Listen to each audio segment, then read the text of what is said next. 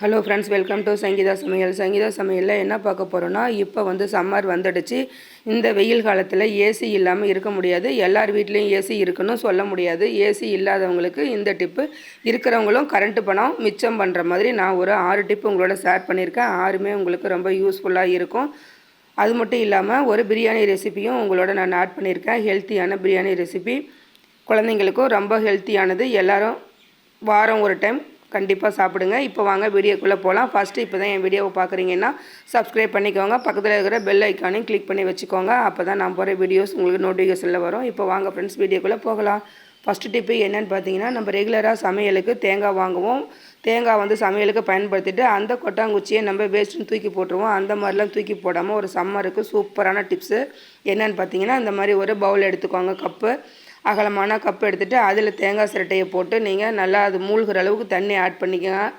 தண்ணி ஊற்றி வச்சுட்டு அதை நம்மளோட ஃப்ரீசரில் வச்சுருங்க. நீங்கள் காலையிலேயே ஒரு 6-7 மணிக்கு நீங்கள் இந்த மாதிரி ஊற்றி ஃப்ரீசரில் வச்சுட்டிங்கன்னா நைட்டு நீங்கள் தூங்க போகும்போது பார்த்தீங்கன்னா நல்லா ஐஸ் ஆகிடும். ஒரு 8 மணி நேரம் அப்படியே ரெஸ்ட்டில் விட்டுருங்க. 8 மணி நேரம் கழித்து நீங்கள் எடுத்து பார்த்தீங்க அப்படின்னா இப்படி தான் இருக்கும்.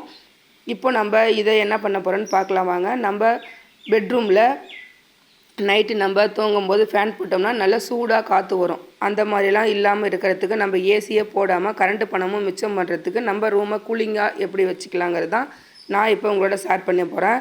இப்போது இதை ஒரு டேபிளோ இல்லை ஒரு சேர் எது இருக்கோ உங்கள்கிட்ட அது மேலே வச்சுடுங்க. இதை அப்படியே வைக்காதீங்க. அடியில் ஒரு பிளேட் போட்டு அகலமான பிளேட் போட்டு அது மேலே இந்த ஐஸ் பாக்ஸை வைங்க. இப்போ அந்த ஐஸ் மேலே கொஞ்சமாக கல்லுப்பு ஆட் பண்ணிங்கன்னா 1 ஹவர் வர இந்த ஐஸ் ஒரு 2 மணி நேரம் 3 மணி நேரம் கூட கரையாமல் அப்படியே இருக்கும். இப்போ ஃபேனுக்கு நேராக இந்த ஐஸ் பாக்ஸை வச்சுட்டு நீங்கள் ஃபேன் ஆன் பண்ணி விட்டுருங்க. ஆன் பண்ணி விட்டுட்டு நீங்கள் பெட்டில் படுத்து தூங்கும்போது நல்ல ஏசியே தோற்று போகும் ஃப்ரெண்ட்ஸ். அந்த அளவுக்கு நல்ல கூலிங்காக நல்ல சில்லுன்னு உங்களுக்கு காற்று வரும்.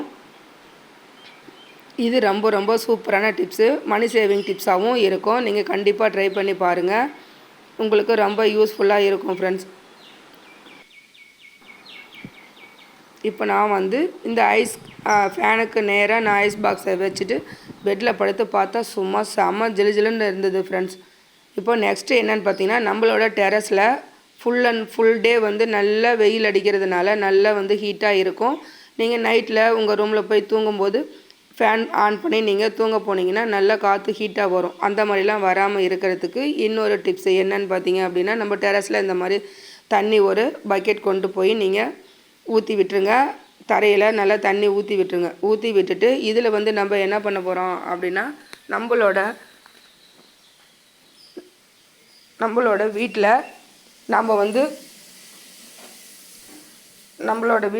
நம்ம அந்த மேட்லாம் யூஸ் பண்ணிவிட்டு பழைய மேட் நம்ம வச்சுருப்போம். அந்த மேட்டை நம்ம வேஸ்ட்டுன்னு தூக்கி போடாமல் இந்த மாதிரி டெரஸில் நீங்கள் மேட்டை போட்டு விட்டுருங்க. போட்டு விட்டுட்டு பழைய மேட்டை போட்டுட்டு அது மேலேயும் தண்ணி ஊற்றி விட்டுட்டிங்கன்னா நல்லா ஜில்லுன்னு இருக்கும். இந்த டிப்பும் உங்களுக்கு ரொம்ப யூஸ்ஃபுல்லாக இருக்கும். எங்ககிட்ட பழைய மேட்டு இல்லை அப்படின்னா நீங்கள் வீட்டில் கோரப்பாயெல்லாம் வச்சுருப்பீங்க. பழைய பாயெல்லாம் வேஸ்ட்டுன்னு தூக்கி போடாமல் அந்த கோரப்பாயை கூட நீங்கள் இந்த மாதிரி தரையில் போட்டு விட்டுட்டு டெரஸில் போட்டு அதுலேயும் நீங்கள் இந்த கோரப்பாய் மேலே தண்ணி ஊற்றி விட்டிங்கன்னா நல்லா சில்லுன்னு இருக்கும், கூலிங்காக இருக்கும் ஃப்ரெண்ட்ஸ். இதையும் ட்ரை பண்ணி பாருங்கள். நெக்ஸ்ட்டு இந்த கோரப்பாய் இல்லை அப்படிங்கிறவங்க கோணிப்பை நூல் சாக்கு போட்டுக்கோங்க. நூல் சாக்கு போட்டு நம்ம ஒரு 10 சாக்கு நூல் சாக்கு வேஸ்ட்டாக இருக்க பழைய சாக்கை போட்டு நீங்கள் தண்ணி ஊற்றி விட்டிங்கனாலும் அதுவும் நல்லா கூலிங்காக இருக்கும் ஃப்ரெண்ட்ஸ். நமக்கு தெரிஞ்ச சின்ன சின்ன டிப்ஸை நம்ம பயன்படுத்தி இந்த மாதிரி நம்ம ரூமை காசே இல்லாமல் ஏசியும் இல்லாமல் ஈஸியாக நம்ம கூலிங்காக வச்சுக்கலாம். நெக்ஸ்ட்டு நம்ம வீட்டில் தென்னை மரம்லாம் இருந்ததுன்னா அதனோட பச்சையாக இருக்க மட்டையாகட்டும் இல்லை இந்த மாதிரி காஞ்சி போன மட்டையாக இருந்தாலும் சரி, நாங்கள் இதை மட்டை கீத்துன்னு சொல்லுவோம். நீங்கள் என்ன சொல்லுவீங்கன்னு சொல்லுங்கள் கமெண்ட்டில். இதை ஒரு 6-7 மட்டை இந்த மாதிரி கிடைச்சா நீங்கள் வெட்டி கூட டெரஸில் போட்டு அது மேலே தண்ணி ஊற்றி விட்டுருங்க. அந்த மாதிரி தண்ணி ஊற்றி விடும்போதும் நல்லா கூலிங்காக இருக்கும். இது டெரஸில் மொட்டை மாடியில் தான் போடணுமா அப்படின்லாம் இல்லை. அட்டை வீடு இருக்கிறவங்க கூட அட்டை மேலே இந்த மாதிரி மட்டையை போட்டு நீங்கள் தண்ணி ஊற்றி விட்டிங்கன்னா அந்த ஹீட் நம்ம வீட்டுக்குள்ளே வராது. ட்ரை பண்ணி பாருங்கள். இந்த டிப்பு உங்களுக்கு ரொம்ப ரொம்ப யூஸ்ஃபுல்லாக இருக்கும். இந்த வெயில் காலத்தில் இந்த ஹீட்டை குறைக்கிறதுக்கு நம்ம இந்த மாதிரி சின்ன சின்ன டிப்ஸ்லாம் நம்ம பயன்படுத்தோம்னா நமக்கு மணி சேவிங் டிப்ஸாகவும் இருக்கும், கரண்ட்டு பணமும் ரொம்ப மிச்சமாகும். நீங்கள் ட்ரை பண்ணி பாருங்கள். நான் சொல்லியிருக்க எல்லா டிப்ஸுமே உங்களுக்கு ரொம்ப யூஸ்ஃபுல்லாக இருக்கும்னு நினச்சிங்கன்னா உங்கள் ஃப்ரெண்ட்ஸுக்கும் ஃபேமிலி மெம்பர்ஸ்க்கும் ஷேர் பண்ணிவிட்டு அப்படியே இந்த டிப்ஸ்க்கு ஒரு லைக் பண்ணிடுங்க ஃப்ரெண்ட்ஸ். இது இதுதான் தென்னை மரம். அந்த தென்னை கீத்து கூட நீங்கள் இந்த மட்டையை வெட்டி நீங்கள் அந்த மாதிரி போட்டு விட்டுருங்க டெரஸில். நெக்ஸ்ட்டு வந்து இது ஒரு கூலிங் டிப்ஸ் தான். என்னென்னு பார்த்தீங்கன்னா, இந்த மாதிரி ஒரு பவுல் எடுத்துக்கோங்க. இந்த பவுலில் நம்ம என்ன பண்ண போகிறோம் அப்படின்னா, இந்த பவுலில் ஒரு டம்ளர் அளவு தண்ணி ஆட் பண்ணிக்கோங்க. நார்மல் தண்ணி தான் நான் ஆட் பண்ணுறேன். 1 டம்ளர் அளவு தண்ணி ஆட் பண்ணிக்கோங்க. தண்ணியை ஆட் பண்ணிவிட்டு இதில் வந்து கம்ஃபர்ட் வந்து நான் 2 ஸ்பூன் ஆட் பண்ணுறேன். நீங்கள் வந்து ஒரு 4 ட்ராப் 2 ட்ராப் கூட உங்கள் விருப்பம் போல் நீங்கள் ஆட் பண்ணிக்கோங்க. ஆட் பண்ணிவிட்டு இதை அப்படியே நம்ம ஃப்ரீசரில் ஒரு 8 மணி நேரம் நம்ம வச்சிடலாம். இது ஒரு 8 மணி நேரம் கழித்து நம்ம எடுத்து பார்க்கலாம். 8 மணி நேரம் கழித்து நம்ம எடுத்து பார்க்கும்போது நல்ல ஒரு ஐஸ் கட்டியாக மாறி இருக்கும். இதை வந்து நம்ம எதுக்கு பயன்படுத்த போகிறோம் அப்படின்னா, இந்த மாதிரி ஒரு பக்கெட் எடுத்துக்கோங்க. பக்கெட்டில் வந்து நீங்கள் ஒரு 2 லிட்டர் அளவு தண்ணி எடுத்துக்கோங்க. அந்த தண்ணியில் பாருங்கள், நம்ம ஃப்ரீசரில் வச்சுருந்தோம். நல்லா 8 மணி நேரம் ஆனது, நல்லா ஐஸ் ஆகிடுச்சு. இப்போ இந்த ஐஸ் க்யூபை நம்ம இந்த பக்கெட்டில் நம்ம போட்டு விட்டுடலாம். நீங்கள் இந்த மாதிரி தான் போடணும் அப்படின்லாம் இல்லை, இப்படி தான் போடணும்லாம் இல்லை. நீங்கள் 4-5 வெறும் ஐஸ் க்யூப் கூட போட்டுக்கலாம். நான் வந்து வெறும் ஐஸ் க்யூப் போடுறத விட இந்த மாதிரி கம்ஃபர்ட்டை சேர்த்து நம்ம ஐஸ் க்யூப்பாக போடும்போது நல்ல ஒரு வாசனையாகவும் இருக்கும், அதுக்காக தான் போடுறேன். இப்போ வந்து ஒரு காட்டன் பெட்ஷீட்டோ காட்டன் கிளாத்து டவல் எது இருந்தாலும் நீங்கள் எடுத்துக்கோங்க. இப்போ இந்த தண்ணியில் முக்கிட்டு நல்லா பிழிஞ்சு எடுத்துக்கோங்க. தண்ணி சொட்டாத அளவுக்கு நீங்கள் பிழிஞ்சு எடுத்துக்கோங்க. இதை எங்கே நம்ம போட போகிறோன்னா, நம்மளோட விண்டோவில் தான் நம்ம இதை போட போகிறோம். நைட்டு வந்து ஈவினிங் வந்து ஒரு 7 மணி வாக்கில் நீங்கள் இந்த மாதிரி போட்டு விட்டுருங்க. 7 மணிக்கு கூட நீங்கள் போடலாம். நீங்கள் எப்போ நீங்கள் தூங்க போகிறீங்களோ அதுக்கும் ஒரு 1/2 ஹவருக்கு முன்னாடியே நீங்கள் இந்த மாதிரி போட்டு விட்டுருங்க. ஈவினிங் வந்து ஒரு 6 மணிக்கு மேலே நீங்கள் விண்டோவை ஓப்பனில் வச்சுருங்க. அப்போ தான் அந்த ஹீட்டெல்லாம் வந்து வெளியில் போய் வெளியிலேருந்து ஒரு சில்னஸ் காற்று உள்ளே வரும். அந்த மாதிரி வெளியிலேருந்து காற்று இந்த மாதிரி டவலில் பட்டு உள்ளே ரூம்குள்ளே வரும்போது நல்ல ஒரு நறுமணமாகவும் இருக்கும், நல்ல ஒரு கூலிங்காகவும் இருக்கும். இப்போ இந்த பெட்டுக்கும் பக்கத்தில் நம்ம விண்டோவில் இந்த மாதிரி நம்ம போட்டு விட்டுட்டு நம்ம தூங்கும்போது நல்ல ஒரு சூப்பரான வாசனையோட நல்ல ஒரு குளுன்னு ஒரு காற்று வரும் பாருங்கள் ஃப்ரெண்ட்ஸ். அப்படி ஒரு தூக்கம் வரும். நீங்கள் போட்டு ட்ரை பண்ணி பாருங்கள். இந்த டவல்லேருந்து தண்ணி கீழே சொட்டாமல் இருக்கிறதுக்காக கீழே ஒரு மேட்டு போட்டு விட்டுருங்க. அந்த தண்ணி அந்த மேட்டு வந்து அப்சர்வ் பண்ணிக்கும். இந்த டிப்பு உங்களுக்கு ரொம்ப யூஸ்ஃபுல்லாக இருக்கும். அது மட்டும் இல்லாமல் நீங்கள் பக்கத்தில் பெட்டுக்கும் பக்கத்தில் கூட நீங்கள் இன்னொரு டவலை நினச்சி கூட ஒரு சேர் போட்டு சேர் மேலே கூட நீங்கள் போட்டு விட்டுலாம். ரொம்ப ரொம்ப சூப்பராக இருக்கும். ட்ரை பண்ணி பாருங்கள். இதுக்காக நம்ம காசு கொடுத்து கடைகளில் பல ஆயிரம் போட்டு நம்ம ஏசிலாம் வாங்கணுன்னு அவசியமே இல்லை ஃப்ரெண்ட்ஸ். இப்போ நெக்ஸ்ட் டிப்பு என்னன்னு பார்க்கலாம். இப்போ இந்த கம்ஃபர்ட் சேர்த்துன தண்ணியை வேஸ்ட் பண்ணாமல் நம்ம என்ன பண்ண போகிறோன்னா, நம்மளோட ஃப்ளோரில் நம்ம தூங்க போகிற ரூமில் ஃப்ளோரில் இந்த மாதிரி மாப் போட்டு அந்த தண்ணியில் நினச்சி இந்த மாதிரி மாப் போட்டு விட்டுட்டு நம்ம தூங்கும்போது ரூமும் நல்லா சில்லுன்னு இருக்கும். நம்மளோட ஃப்ளோர் வாசனை ரொம்ப சூப்பராக இருக்கும். இப்போ நம்ம இந்த மாதிரி மாப் போட்டு நம்ம தொடச்சி விட்டுட்டு இதில் வந்து நம்ம ஒரு கோரப்பாயை விரித்து நம்ம தூங்கும்போது நல்ல ஒரு அந்த பாயில் இந்த ஃப்ளோரில் இருக்க அந்த ஈரப்பதம் வந்து அந்த பாயில் இருக்கிறதுனால நம்ம பாயில் படுத்து தூங்கும்போது நல்ல ஒரு கூலிங்காக இருக்கும். அது மட்டும் இல்லாமல் வெயில் காலத்தில் பெட்லலாம் தூங்காமல் நீங்கள் கோரப்பாயில் படுத்து தூங்கும்போது உடம்பு நல்லா குளிர்ச்சியாக இருக்கும் ஃப்ரெண்ட்ஸ்.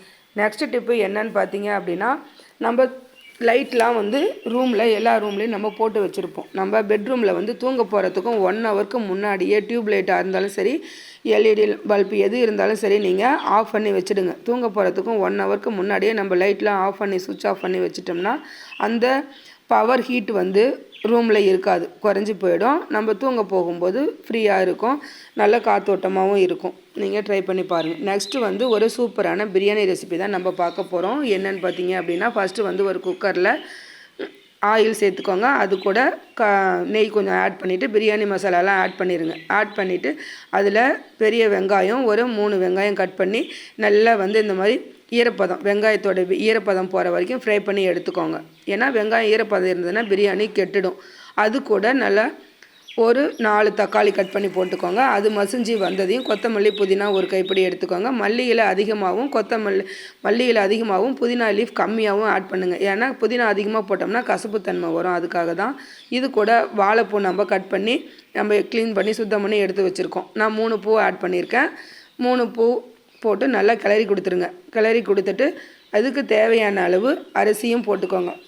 நான் வந்து 2 டம்ளர் அரிசி போட்டிருக்கேன். அதுக்கு தகுந்த மாதிரி தண்ணி ஆட் பண்ணிக்கிட்டேன். தண்ணி வந்து நார்மல் தண்ணி விடாமல் நீங்கள் தண்ணி பக்கத்து ஸ்டவ்வில் கொதிக்க வச்சு தண்ணியை ஆட் பண்ணிக்கோங்க. அப்போ வந்து சாதம் சீக்கிரமாகவும் வெந்துடும், கேஸும் நமக்கு சேவ் ஆகும். நெக்ஸ்ட்டு வந்து வெயிட் போடாதீங்க. குக்கர் மூடி போட்டுட்டு ஆவி வந்ததும் நீங்கள் விசில் போட்டு 2 விசில் தம்மில் நார்மல் ஃப்ளேமில் வச்சு நீங்கள் எடுத்தீங்கன்னா சூப்பரான ஆரோக்கியமான வாழைப்பூ பிரியாணி ரெடி ஃப்ரெண்ட்ஸ். குழந்தைங்கள்லாம் வாழைப்பூனா சாப்பிட மாட்டாங்க. இது ரொம்ப ஹெல்த்தியாக இருக்கும். அதனால் நீங்கள் வாழைப்பூ வடை, வாழைப்பூ பிரியாணி இப்படி செஞ்சு கொடுங்க. லஞ்சுக்கும் சூப்பராக இருக்கும். குழந்தைங்களும் பிரியாணி சிக்கன் பிரியாணி மட்டன் பிரியாணி மாதிரியே இருக்கும். இது கூட வந்து நீங்கள் சிக்கன் மசாலா இருந்தால் ஆட் பண்ணுங்கள். இல்லைன்னா மட்டன் மசாலா ஒரு ஸ்பூனும் கரம் மசாலா அரை ஸ்பூனும் நீங்கள் ஆட் பண்ணி கலந்து இந்த மாதிரி செஞ்சு கொடுங்க. சூப்பராக சாப்பிடுவாங்க ஃப்ரெண்ட்ஸ். நெக்ஸ்ட்டு என்னன்னு பார்க்கலாம். நெக்ஸ்ட்டு ஒரு டிப்பு. இது என்னென்னு பார்த்தீங்கன்னா, இதுதான் ஃப்ரெண்ட்ஸ், இந்த தென்னை மட்டை தென்னங்கீத்து இந்த மாதிரி வெட்டி டெரஸில் போட்டோம்னாலும் நல்லா சூப்பராக இருக்கும். நான் ஆல்ரெடி உங்களுக்கு முன்னாடியே சொல்லிட்டேன். பிரியாணி ரெடி ஆகிடுச்சு. இப்போது நெக்ஸ்ட் டிப்பு என்னன்னு பார்க்கலாம். பாருங்கள், கொஞ்சம் கூட அந்த பிரியாணி பாத்திரத்தில் ஒட்டவே இல்லை. எவ்வளோ சூப்பராக நம்ம பிரியாணி செஞ்சு பலன்னு ஒன்றோட ஒன்று எடுத்துட்டோம். இந்த பிரியாணி சாதம் ஒன்றோட ஒன்று ஒட்டாமல் வரணும் அப்படின்னா நீங்கள் அரிசி ஊற வைக்கும்போதே அந்த அரிசி கழுவிட்டு ஊற வைக்கும்போது ஒரு 4-5 ஐஸ் க்யூப் போட்டிங்கன்னா இந்த மாதிரி பலன்னு அரிசி சாதம் ஒன்றோட ஒன்று ஒட்டாமல் இருக்கும் ஃப்ரெண்ட்ஸ். இது ஒரு சூப்பரான டிப் தான். இதுவும் ட்ரை பண்ணி பாருங்கள். கண்டிப்பாக உங்களுக்கு பிடிச்சிருக்கும். பிடிச்சிருந்தா உங்கள் ஃப்ரெண்ட்ஸுக்கும் ஃபேமிலி மெம்பர்ஸ்க்கும் ஷேர் பண்ணி சப்போர்ட் பண்ணுங்கள் ஃப்ரெண்ட்ஸ். நெக்ஸ்ட் டிப்பு என்னென்னு பார்க்கலாம்.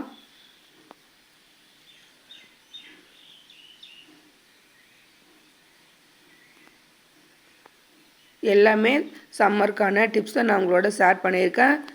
கண்டிப்பாக ட்ரை பண்ணி பார்த்துட்டு உங்களோட ஃபீட்பேக்கை கமெண்ட்டில் சொல்லுங்கள். நீங்கள் சம்மரை சமாளிக்கிறதுக்கு நீங்கள் என்னென்ன டிப்ஸு யூஸ் பண்ணுறீங்க அப்படிங்கிறதும் உங்களுக்கு தெரிஞ்ச டிப்ஸை என்னோட ஷேர் பண்ணிக்கோங்க.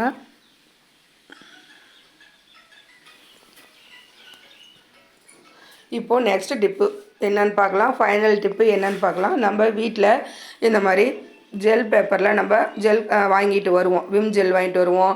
அது இல்லாமல் டிஷ்வாஷ் லிக்விட் வாங்கிட்டு வருவோம். அந்த கவரை வேஸ்ட்டுன்னு தூக்கி போடாமல் அதை வச்சு நம்ம ஒரு சூப்பரான டிப்பு நம்ம பயன்படுத்தலாம். என்னன்னு பார்த்தீங்கன்னா, அந்த கவரில் வேஸ்ட்டுன்னு தூக்கி போடாமல் அதில் வந்து வாட்டரை நல்லா ஃபில் பண்ணிவிட்டு ஃப்ரீசரில் நீங்கள் வச்சுடுங்க. அந்த கவரில் 8 மணி நேரம் அந்த கவரை ஃப்ரீசரில் அப்படியே வச்சுடுங்க. 8 மணி நேரம் கழித்து நம்ம எடுத்து பார்த்தோம்னா அந்த கவர் வந்து நல்லா ஐஸ் ஆகிடும். இதை வந்து நம்ம ஒரு கூலிங் டிப்பாக நம்ம பயன்படுத்திக்கலாம். என்னென்னு பார்த்தீங்கன்னா, இந்த மாதிரி ஒரு அகலமான பாத்திரம் வச்சுக்கோங்க. அதில் வந்து இந்த ஃபில் பண்ணின இந்த ஐஸ் பேக்கை வச்சுடுங்க. வச்சுட்டு ஃபேனுக்கு நேராக வச்சுட்டு ஃபேன் ஆன் பண்ணி விட்டுட்டு நீங்கள் பெட்டில் தூங்கும் போதும் நல்ல ஒரு ஜில்லுன்னு ஒரு காற்று வரும் ஃப்ரெண்ட்ஸ். சூப்பராக இருக்கும். நீங்கள் இதையும் ட்ரை பண்ணி பாருங்கள். வேஸ்ட்டுன்னு கவர் கூட நம்ம தூக்கி போட தேவையில்ல. நமக்கு சம்மருக்கு சூப்பரான ஒரு கூலிங்காக நம்ம மாற்றி எடுத்துக்கலாம். நான் சொல்லியிருக்க எல்லா டிப்புமே உங்களுக்கு ரொம்ப பிடிச்சிருக்குன்னு நம்புகிறேன். பிடிச்சிருந்தா என்னோடய சேனலுக்கு சப்ஸ்கிரைப் பண்ணி லைக் பண்ணி ஷேர் பண்ணி சப்போர்ட் பண்ணுங்கள். இது வரைக்கும் என் சேனலுக்கு சப்போர்ட் பண்ண அனைவருக்கும் ரொம்ப நன்றி ஃப்ரெண்ட்ஸ். இனி சப்போர்ட் பண்ண போகிறவங்களுக்கும் ரொம்ப தேங்க்ஸ். மீண்டும் நெக்ஸ்ட் வீடியோவில் சந்திக்கலாம். இது வரைக்கும் என் வீடியோவை பொறுமையாக பார்த்த அனைவருக்கும் மிக்க நன்றி ஃப்ரெண்ட்ஸ். தேங்க்யூ. மீண்டும் நல்ல ஒரு பதிவில் சந்திக்கலாம். அதுவரைக்கும் உங்களிடமிருந்து விடைபெறுகிறேன். பாய்.